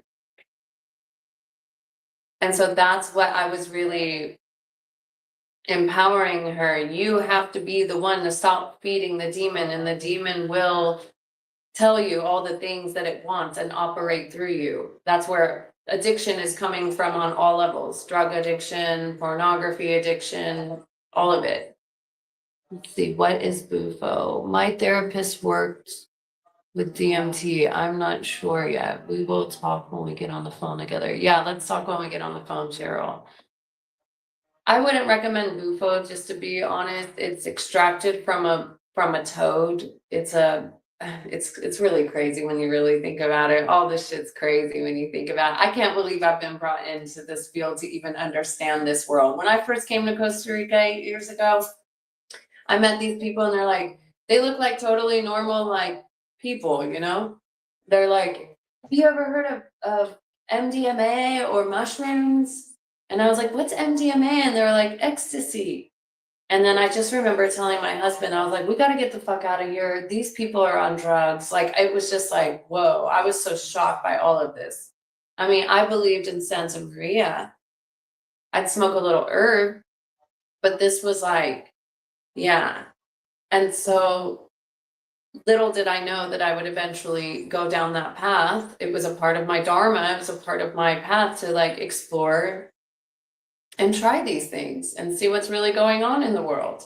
See what people are getting passed around with the DEA, CIA, cartel, all of these big gatherings that people are having with these medicine ceremonies also likely have an agent in them. That's the other very interesting thing. Like that dude I met that done ayahuasca 100 times, I believe he was an agent. He told me he was a part of the government working for the Obama administration years before and lived in Washington, D.C. So I'm questioning, you know, when you think of MK Ultra and when you think of psychedelics and you think of how they were even designed, LSD and different things like that, to really work with mind control. Now, I feel like I've been using them to unmind control. I don't even use them so much. I'm just being more transparent with you about my direct experiences. And I'm going to put this, I want you guys to receive a transmission from my crystal because I've got to go pee so bad. And I'll be right back and then we'll pick up where I left off. Okay, so check out this crystal and I'll be back in a minute.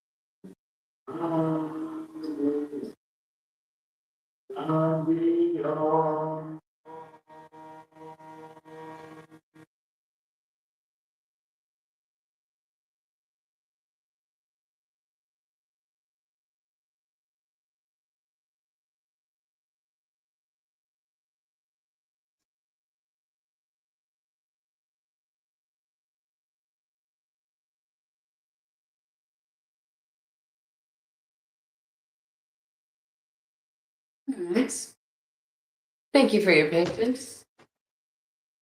Yeah, I didn't know we were going to get on this topic, but I guess it's an important one because it's like,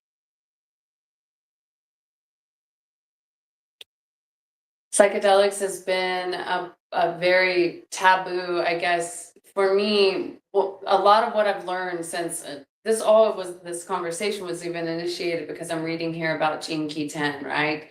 And it's talking about the second phase of becoming a natural is the deep inner questioning and questing, in which you isolate yourself in some sense from your previous responsibilities and give time and space to understanding your own nature more.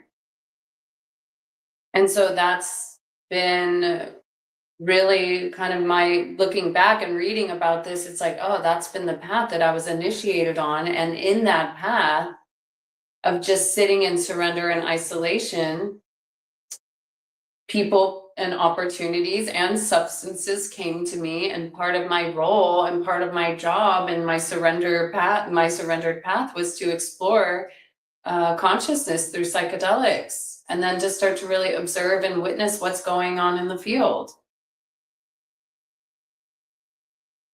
You know, everything can be used for light or dark. You know, even like money, you know, people say like, oh, money is not bad.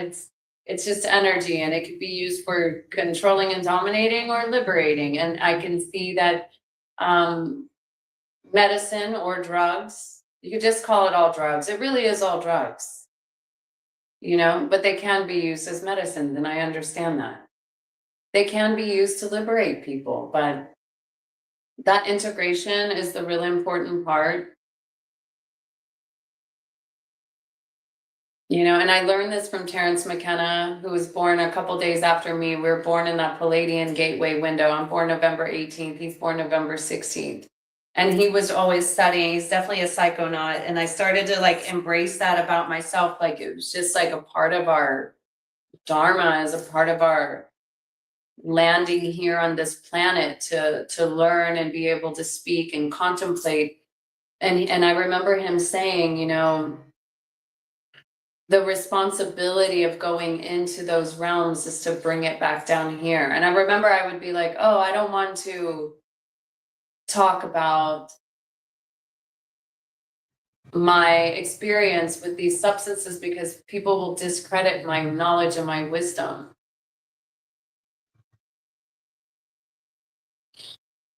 But I can't deny that the whole world is talking about psychedelics right now. And the whole world is sick and broken right now. I don't want to say the whole world. I wish it wasn't true. But there is so much suffering with addiction, with pain, with struggle, with poverty. You know, and ultimately all addiction and all of the things is just about returning back to the source. It really is about that, returning back to the source, becoming one with the source. People are trying to fill that hole of divinity with something external. You need my help, River? Oh my gosh, you're getting in all my things while I'm on my call, I see. Get over here and say hi to my friends, huh? Come. She's so cute. Okay, anyways, for the sake of time, I'll leave it at that. If anyone has more questions on these topics, please reach out to me directly. I'll be happy to have conversations with that. I offer sessions, direct communication. I'm always available. I do invite cosmic donations just to keep the fruits on the table in our home. We live a very simple life. And yeah. And I also, we are always extending the invitation for more personal one-on-one immersion here in Costa Rica. And what I think is really beautiful about doing work like that is that we sit with each other on a regular basis. What that looks like usually is someone maybe coming in and either they're renting a space close to us or possibly even with us, depending on the arrangement. And we're spending time really getting to know each other so that we can see and feel each other on all levels. It's not just a quick ceremony, you know, and you have no idea who I really am and what's going on in my life. That's why I've come out like this anyways, is to just be totally transparent and open up those gates of us getting to know each other. I'm pretty much an open book and very intimate in my expression. And hopefully you can see and feel I'm authentic as fuck. And I'm inviting all of us to become that. In a world of artificial, be real. Okay, so I'm reading back on Gene Key 10, Stargate 10. For most people, this phase lasts a long time, and it is also the phase during which most people become stuck in the lower frequency of self-obsession, falling in love with the endless quest for self-knowledge. I've definitely been on that path, been studying a lot. At a certain point, however, this phase gives way to a natural collapse and a subsequent letting go of all searching as you realize the futility of trying to find something that's clearly indefinable. This realization marks a huge transition point in your life and represents the release from your self-obsession. It can also be a very challenging time as you let go of all the constructs and techniques with which you may have identified and from which you derive security. Fortunately, this third phase swiftly becomes consolidated and integrated into your being, and you enter a new dimension in which you become more and more deeply relaxed. The fourth phase is something like a rebirth as you externalize what is truly inside you for the first time in your life. It is a time of deep joyousness and purpose, and it is only as you find this sense of relaxedness that you begin once again to feel truly natural. The fifth and final phase of the process of becoming yourself manifests as the flowering of your individualized, differentiated self.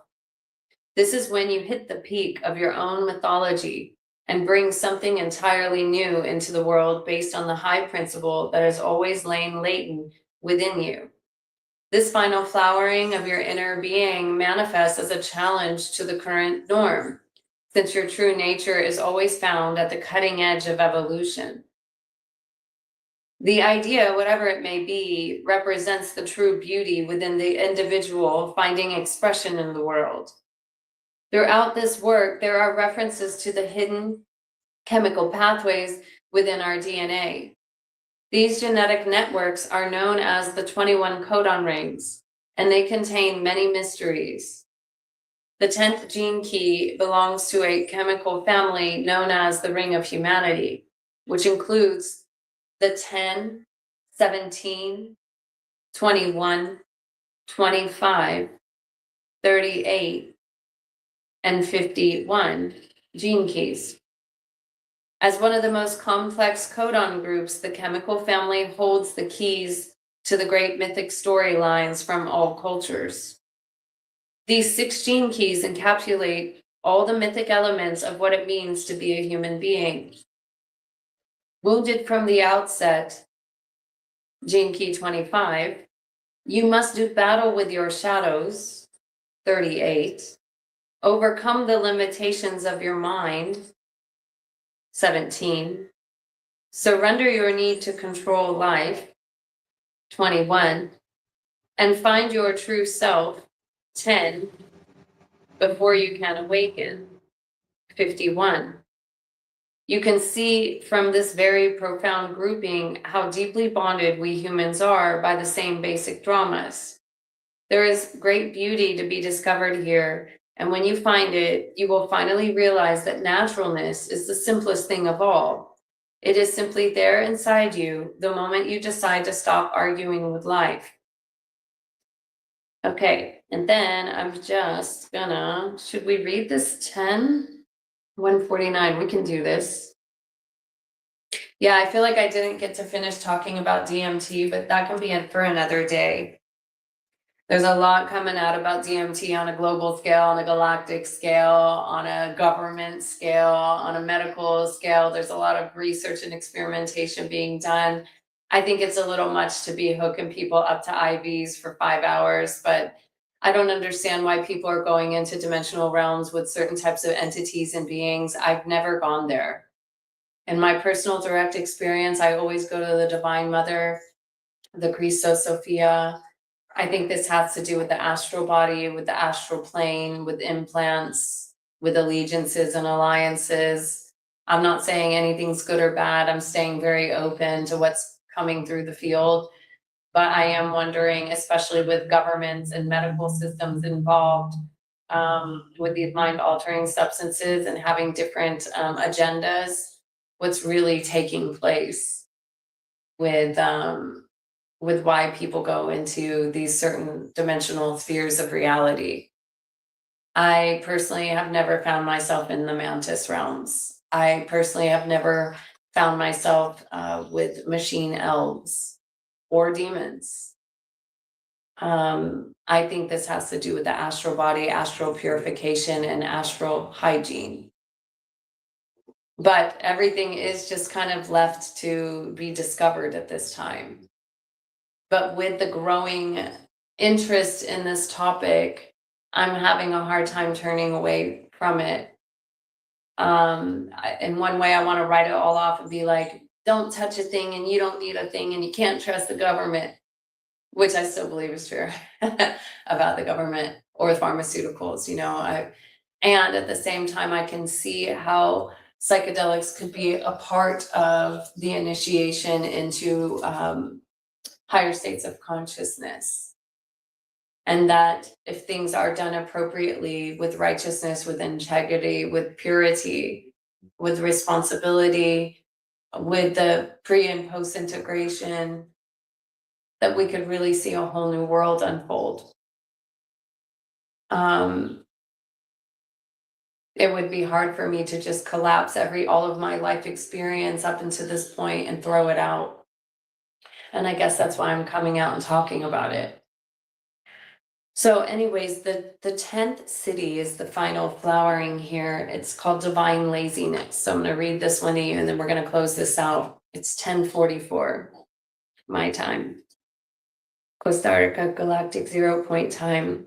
When the differentiated self has manifested its highest expression in the world through the 10th gift, one final surprise lies in store. There is a 6th phase to the process of becoming yourself that brings an end to the whole notion of self-knowledge.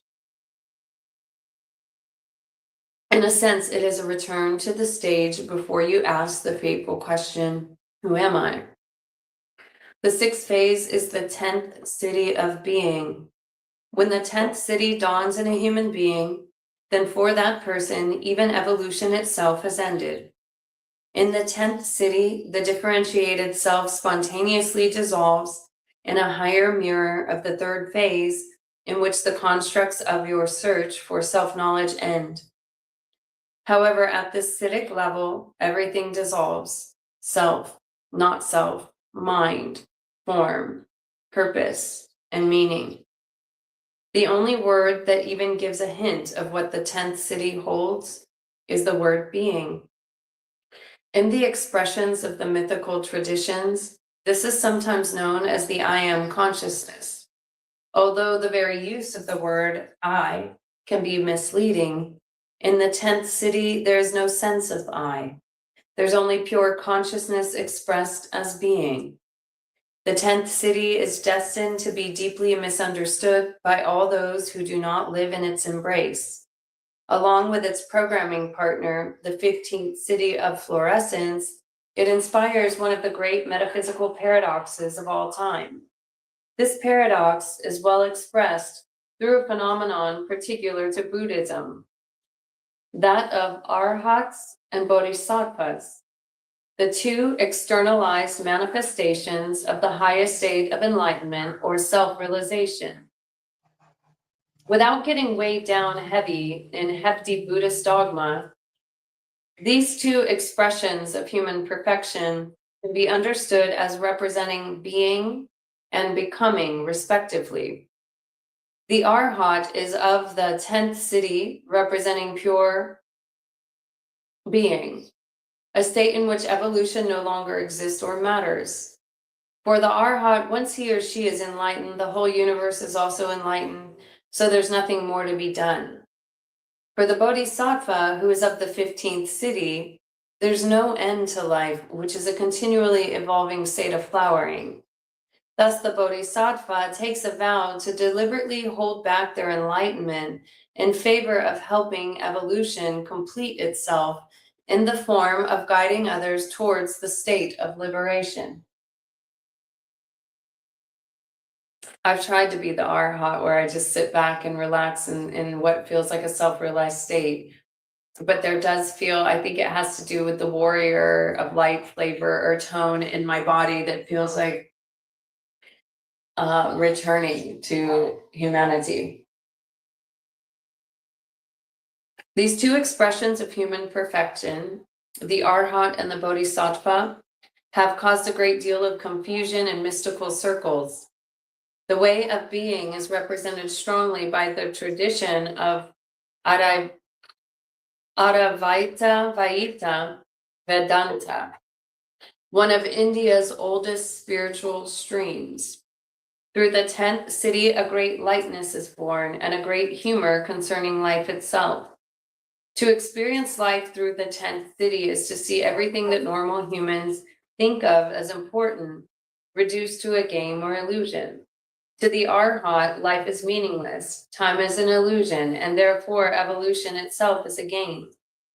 Because this viewpoint is generally viewed by the unenlightened as selfish and threatening to their ongoing identification with evolution, the arhat has been mostly eschewed in favor of the bodhisattva.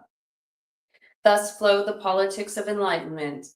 To those outside these states, they appear utterly contrary to one another, but to the being manifesting them, both poles are experienced together. The only differentiation between them is the language that the person uses to describe his or her experience or revelation. The arhat has nothing left to do in the world, whereas the bodhisattva has a deeply focused mission to help others. So they're talking about the 15, which is the programming partner of the 10. So in case you have the flavor of the 15 in your chart. The 10th city is truly a beautiful expression of consciousness coming through human form. These are people whose awakening encompasses all existence. The intense focus on oneself that comes through the 10th gene key finally breaks its identification with form and experiences everything as self, with love as the fluid in which the multifarious aspects of the self are floating. You can see how easily misconstrued the message from the 10th city can become, especially in today's world in which we humans are being called to participate more and more in our own evolution. The 10th city is a reminder that it is all but a game, a leela or play, in which even our loftiest ambitions are ultimately meaningless.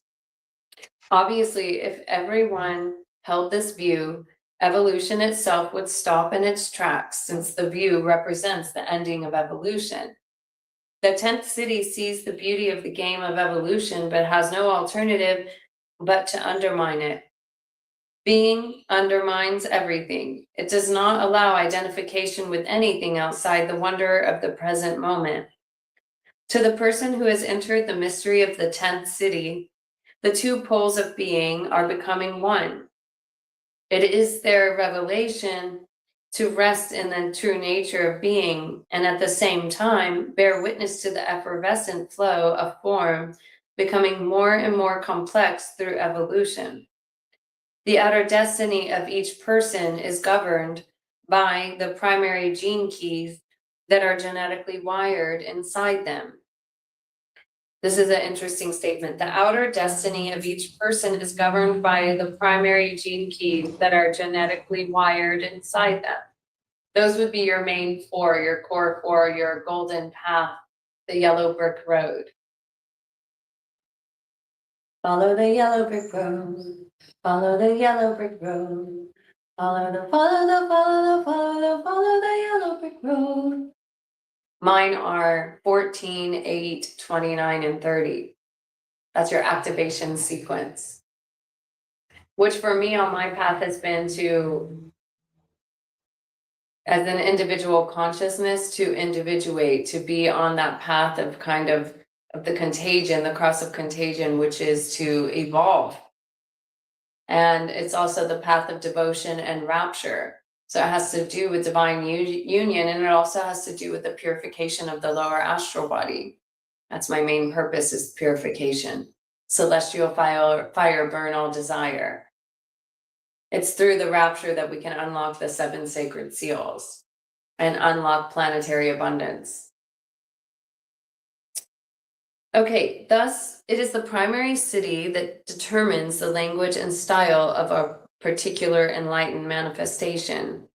It is perhaps understandable then, and also a little sad, that the 10th siddhi has been judged so unfavorably by metaphysicians for some time now. The powers that be do not want people to sit idly by and dream away their lives in the divine laziness of being.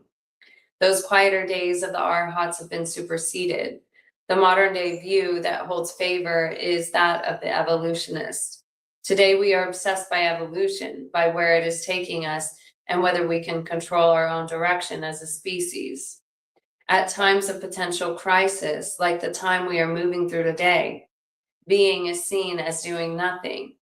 If we are to survive the next few centuries, there are things we must do. To the one within the 10th siddhi, there has never been anything to do because there's no one to do it.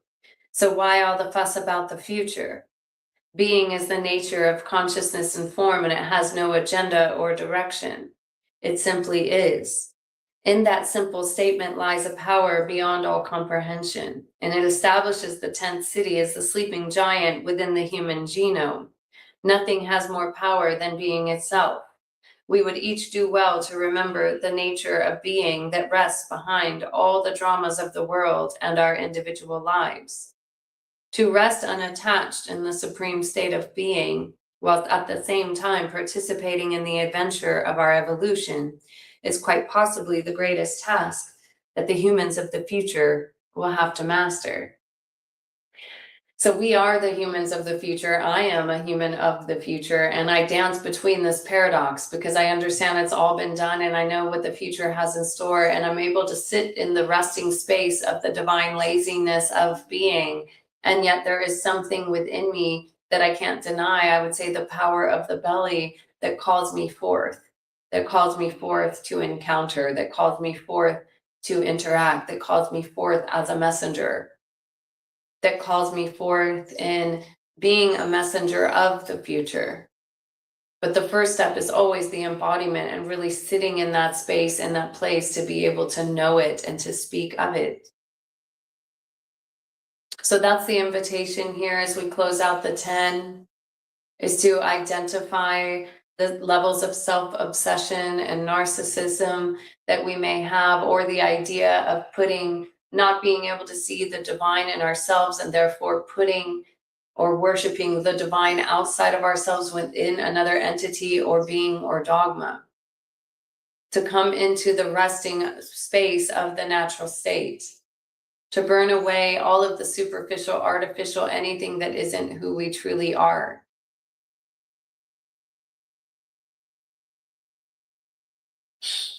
So thank you all so much, sending you so much love. I am a message away. If you ever want to do a session, a galactivation, a soul remembrance, a reunion, please don't hesitate, reach out. I do everything by cosmic donation. I hope to keep it that way. Keep the generosity of the donations flowing, and so that I can keep going in this way of the future, of bringing in more of a trust of free flow energy, where we give of what we have to who we have when we have it. And we just keep moving like that and creating more of a symbiotic system, not a cancerous, Darwinist, each man for his own, but that we all give of what we have to give, and we find benefit of that, and we give knowledge and wisdom and resources, and it all seems to work itself out, and that everybody has enough. That is my prayer. That is the vision. That is the prophecy. That is the mission, that we all give of what we have to give. That we humble ourselves, remain humble, pure, and true, to allow the divine will to flow through. Let that be thy prayer. May I remain humble, pure, and true, for the divine will to flow through.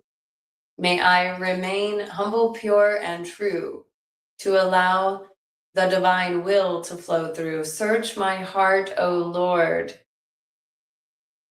Search my heart. May I open my eyes to see anything within me that is not of the purity. May I devote myself to the path of purity and service. For those with eyes to see, for those with ears to hear, this is the way of truth and light, the path of purification. Thank you all so much. Have a beautiful week. Have a beautiful day. And we will see you in the next perfect moment, Friday to be exact. Yeah, we'll see you on Friday. Same time, same place. Much love.